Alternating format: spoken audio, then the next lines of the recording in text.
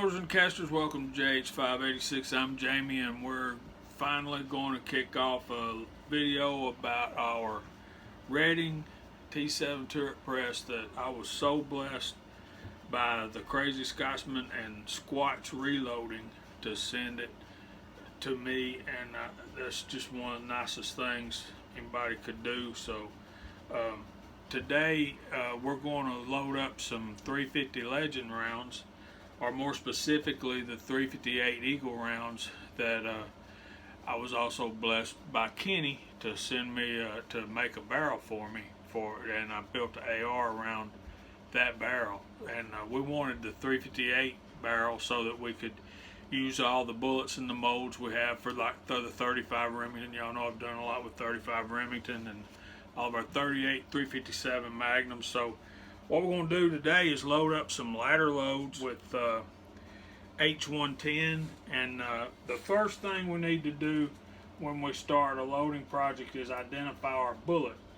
And today we're going to be using this bullet, if I can get it to where, there you go. This is the Lyman 358 430, I think is the number. It's a 200 grain bullet, and I want to thank Charlie Brassstuffer for making these. He does beautiful work. And then I powder coated them copper penny so they'd look more like a copper jacketed round. So that's our bullet. We're going to be using H110. We're going to be using Starline brass today, and I'm going to set these dies up just like we're using Lee dies, the pace setter set, except for we have a Hornady taper crimp die, and we're going to use that. We're going to be setting that up.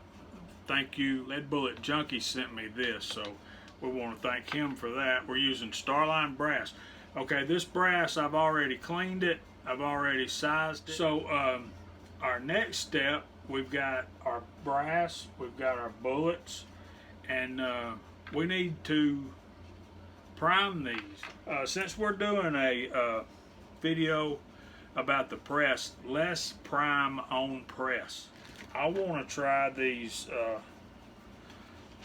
Tull ammo. I've not used these before, so let's give these a shot. We will put us a piece of brass in our shell holder. We'll put a primer in our little cup, and we can feel that going down in there. That's a very tight fit. Then we make sure we got it. Yeah, that's below flush. You gotta make sure you get it below flush. Quick test is if it sets up like that, you got no wobble, it's flush or below. So let's just turn that one over and get the next one, and we'll stick it in here. Put us a primer in there and go like that. So y'all don't really need to see me do this 20 times. I'll be right back. Okay, we've got all of these, we've got them all primed, and you notice I left them up, the bases up, so I could see that they're all primed. That's going to help in our next step, which is going to be expanding and charging. And I'm going to try to do this in one step here. First thing we need to do is set up our expanding, powder through expanding die. Now you can put a powder measure on here and it'd probably be easier, but for load development I like to be exact. So we're going to weigh these out on our Wahoo. We're going to trickle them up with our Hornady trickle. So we got to set up this die. What needs to happen is you need to put this up, put your case in your shell holder and run it all the way up. Screw this down until you feel it touch.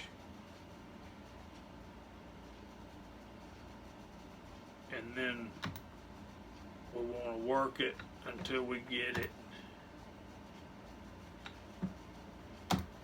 to where we've got just enough flare to set our bullet in there. The more we flare that and have to bend it back, the more we're working our brass, and it becomes work hardened and brittle. So we want these to last as long as we can. So alright, that's pretty good right there. Let's go with that. Let's check another one, see what we've got. Let's grab another case, run it up there and see how that just to double check our flare setting. There we go. That may be a little much for some, but I like that pretty good. Alright, so we got that set. So let's, like I said, our first charge is going to be 20.5 grains. So let's run our case up, flare it. We're going to measure out our charge one at a time. Alright, we got 20.5 right here. Let's just recheck it. 20.5. Okay, now the cool thing about this is a little MTD powder funnel, and it just sits right down in there. So we can set that up like that, dump that in there, pull this down. Let's move this out of the way. Make sure we got powder in there. We still got a lot of room, so there's one. So let's just go ahead and set a bullet on top of that so we know that it's all ready to go. Move on to the next one. Okay, I'm just going to weigh these charges out, and we'll come back and see. We have all of our charges weighed out. We have our cases flared. We have our bullets sitting down on there. The overall length we came to was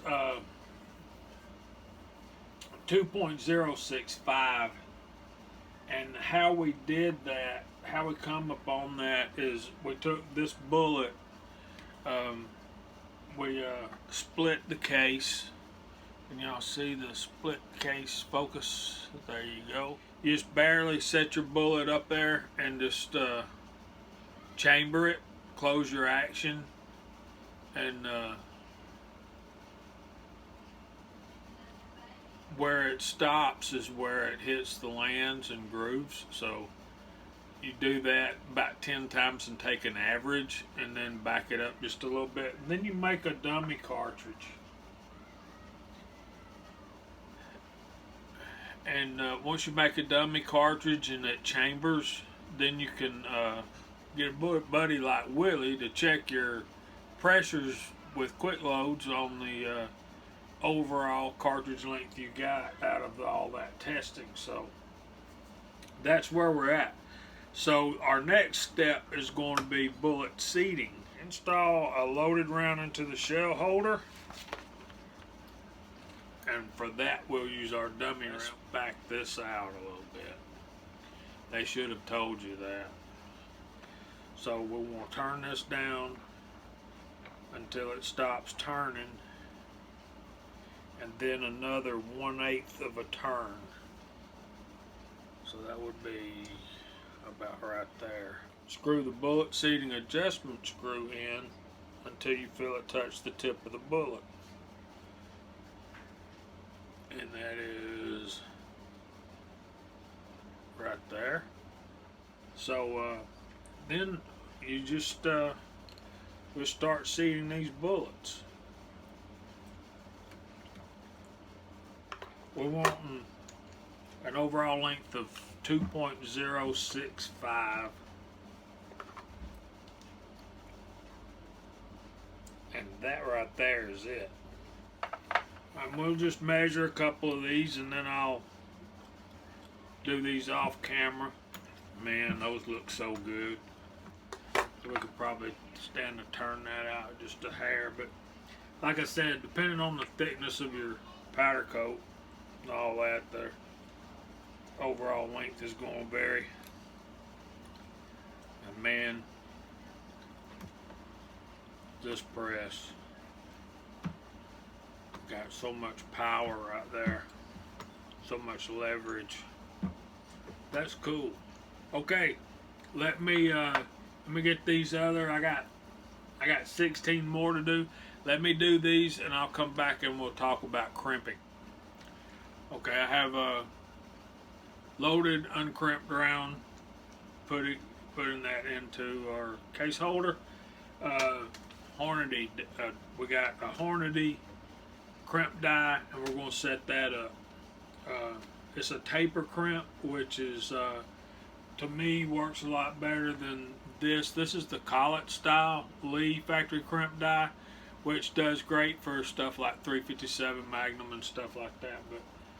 But this case headspace is off of the mouth of the case right here, so having that rolled in to me is defeating the purpose. And Lead Bullet Junkie was good enough to send me this, so we're going to put this to use. And we read the instructions to set the die. We'll put the uncrimped case loaded in there. We raise this all the way up, and we want to rotate, we want to turn our die in until we feel a firm resistance. Not touching, but feeling a firm resistance. Okay, when we want to go half a turn, that's half a turn. Maybe half a turn more. Yeah, that's feeling good. And the bell is definitely gone. Let's try a quarter turn now to get the crimp we want. This is the ultimate test. Let's see if it'll chamber in the rifle. So here's my 358, and I should probably take this down to do this. So I'm going to just chamber this round. I'm just going to put the barrel on the ground. Y'all probably going to butcher me in the comments for doing this, but I'm just going to. I heard it plink. And then we're going to turn it up, back upside down, and it falls right out. I say that's chambering. That's the plink test with an AR. So now we've got our crimp die set up. So now all we got to do is just run all these through there. I like to give them a turn. Y'all check us out on the Reloaders Network, Discord, and Headspace. Y'all can find us Friday nights on the Georgia Shooting Connection Friday night live stream on the Georgia Shooting Connection channel. We also have Instagram, Georgia Shooting Connection Instagram. We have Georgia Shooting Connection at gmail.com if you want to get in touch with us. Don't hesitate to holler at us. Man, I'm loving this press. This thing has got so much torque, so much leverage, power to spare. And one thing I do like about this one, and I'll show you in just a minute, is check out Foreign and Domestic on Sunday nights at 7 o'clock on the Crazy Scotsman's channel. The only other thing I'd tell you about a Redding T7, and I'm obviously still learning lots about it, lots of guys have these. This is nothing new. This has been out for quite a while, but one of the things I do like is it has 3 holes to stick the knob in to turn it. So that's really cool. I like that. So you can keep it out of the way of what you're doing in the front and still reach everything. So yeah, and I'm really loving this Hornady taper crimp die. Alright, there we go. Ladies and gentlemen, there is our test loads of Charlie Brass Stuffers Lyman 358-430 200 grain powder coated copper penny loaded in Starline brass with H1T. We'll get those labeled up. We'll get them to the range, and hopefully we can. We'll see y'all when we go to the range. We'll make a video of that. So we're in touch. Y'all be in touch. I hope God blesses y'all real good. See you next time. Bye.